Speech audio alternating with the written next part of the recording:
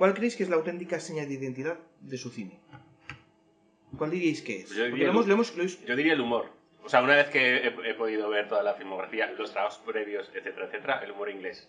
El humor inglés. Sí, yo estaba pensando también en los gags ingleses, que sí que son un poco más... Son diferentes al resto de gags en el cine. Esto sí que es más de o entras o no entras. Entonces, puede ser. Es mi sensación, o entras o no entras. Que ojo, luego lo hablaremos, pero creo que hay dos etapas muy claras de Edgar Wright. Una con humor y otra sin humor.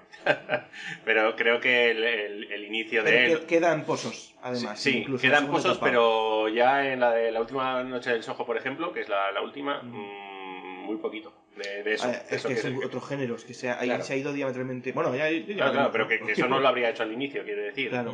Creo que hay una brecha importante, luego diremos dónde. Pero... ¿Cuál era la pregunta que has hecho? ¿Cuál crees que es la seña de identidad de Edgar Wright? Es que el humor yo creo que no. Yo tampoco lo elegí. Yo lo he dicho, una vez que me he visto todas estas... O sea, aparte de las películas, todos sus inicios. O sea, en cuanto a mediometraje, cortometrajes... Han indagado más que nosotros. Todo esto, sí, hay claramente una disrupción en una película. Hay un antes y un después. Para entrar en Hollywood. Además, curiosamente.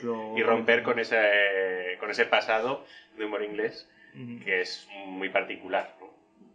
Pero sus inicios sí, me parece. Una de las cosas que me parecen curiosas sobre el humor, seguro que vosotros habéis estudiado mucho más al director, pero yo simplemente viendo las películas es que he encontrado muchas referencias o me sonaba a cosas de películas antiguas, sobre todo los 80, los 90, en una que, bueno, estuvimos comentando hace poco, la de los pubs, coño, no me acuerdo el nombre ahora. Es que son tantas. Que tienen que ir al fin del mundo. Bienvenidos al fin del mundo. El final no recuerda a la peli de Kim Basinger en la que mi novia es un extraterrestre, que están justo con el mismo plano hablando con los extraterrestres sobre qué cosas hay en el planeta Tierra que merezca la pena salvarlo. Sí. Pues, por ejemplo, pongo ese ejemplo, pero hay muchos sketches de... Es muy referencial. Sí, es muy referencial.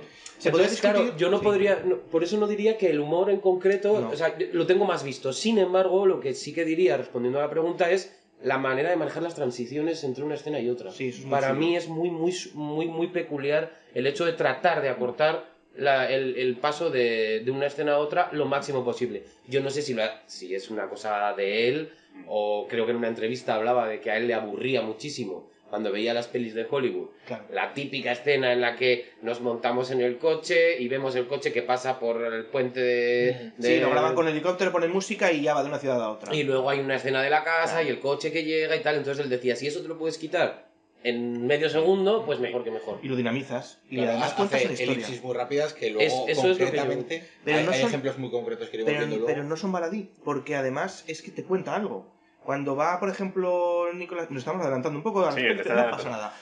Arma Fatal, cuando hace la transición de la ciudad de Londres al pueblo, hay como diferentes planos rápidos, pero no son como, por ejemplo, en Snatch, lo del avión.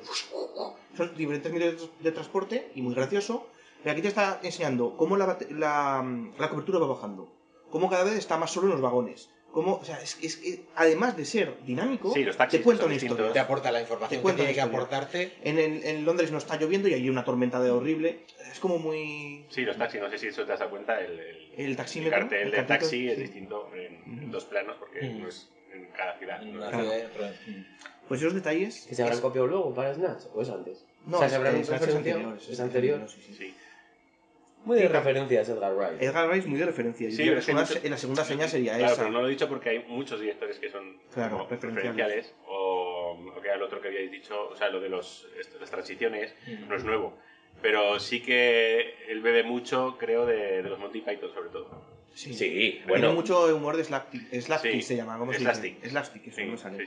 Mucho humor físico, las peleas son muy dinámicas. No sé si es el momento, pero ¿y qué pensáis de eso? Porque hay muchas veces que la referencia es tan clara que dices tú, hostia, prefiero a los Monty Python. Bueno. Sí, pero le da un estilo. O sea, al final entiendo que también es todo por el estilo. Entonces él utiliza los Monty Python, pero no es una copia como tal. No es cojo esto y hago lo mismo, sino que bueno, pues con mi estilo de ese manejo rápido de la cámara, etcétera, pues lo uso. Y luego me gusta también mucho de su cine que no hay una exposición de dos personas sentadas hablando. Si puede dinamizarlo, lo hace. Por ejemplo, Cuando en Zombies Party están planteándose los planes que van a llevar, te los muestra en cámara. Vamos a casa de mi madre, llegamos, matamos a Phil, no sé qué, y luego lo cambian y lo van por... Pero no son dos personas discutiendo cómo lo harían en otra película, eso también está muy guay. Lo enseña, no lo dice. Show don't tell, ¿no? Es un poco la máxima que sigue. ¿Y eso cómo lo explicaríamos para la pregunta? Ese sería el montaje, ¿no? El ritmo que quiere darle. El ritmo también. Eso está en el guión. Eso no puede su ser, planificación también visual y rítmica de la película es peculiar. Es que hay que tener en cuenta que ¿qué es más? ¿Director o guionista? Porque dirige sus pelis, pero es que yo creo más director. Se pega escribiéndolas mucho como tiempo, mínimo mejor director que guionista. Sí, pero yo creo que es más director. Porque incluso a la hora de escribir está pensando en los planos. Claro, sí, es verdad. Claro, no es un guionista que luego no es de encargo, toma paso esto. Claro, yo creo que la ventaja que tienen este tipo de directores, que tampoco hay tantos, es que exactamente, tú estás escribiendo el guión, pero si ya estás pensando en la referencia, es posible que muchas cosas no te haga falta escribirlo en un guión porque lo vas a hacer tú. Claro. Yo creo que ya te adaptas igual que quien escribe un papel pensando en un actor, pues seguro que dices, esta frase la va a decir bien, la vamos a poner así porque lo va a hacer esta persona. Ya está un poquitín más específico. Sí, lo está acotando. Sí. Pues bueno, no sé si vas a seguir hablando de Edgar Wright. Sí, ¿no? Hemos venido a hablar de él. Pero... Vale, no, que tengo aquí un poco de cosas que creo que pueden estar chulas. Venga, dale, no, pero bueno. No, yo es que también tengo lo mismo, seguramente. Sí. No, que yo fui apuntando pues cosas que he ido viendo, sobre todo que tiene una influencia del cómic, que también creo que es una de sus influencias, por su hermano, no sé si lo has comentado, videojuegos, pero su hermano Oscar Wright viene del cómic y entonces en todas las películas estaba Oscar Wright haciendo algo. Ah, sí, en su camino sí. que hace ¿no lo siempre. sabías? No lo sabía. Pues todas las animaciones, todas las cosas que tienen que ver con cómic, las hace desde un cameo. Desde los cortometrajes hasta La última noche del Soho, o sea, está en todas. Vale, participa de alguna manera con sí, alguna... entonces él tiene mucha influencia del cómic, a la vista está. O sea, Y luego eso, lo de los... apunté aquí que si fuera español, yo creo que sería una mezcla entre Fesser y Alex de la Iglesia. Creo que tiene ese componente de Fesser de las primeras pelis. Podría ser. Con ese humor un poco absurdo y tal. Y el loco de Alex de la Iglesia. ¿Lo dices por...? Por esos montajes rápidos y esa locura que le mete a las pelis, ¿no? Realmente yo creo que Alex de la Iglesia sería como el más americano de los directores españoles, ¿no? Que, no sé, puede ser. O sea, o el que más se adapta a un público así más universal y todo esto, por las pelis que ha hecho.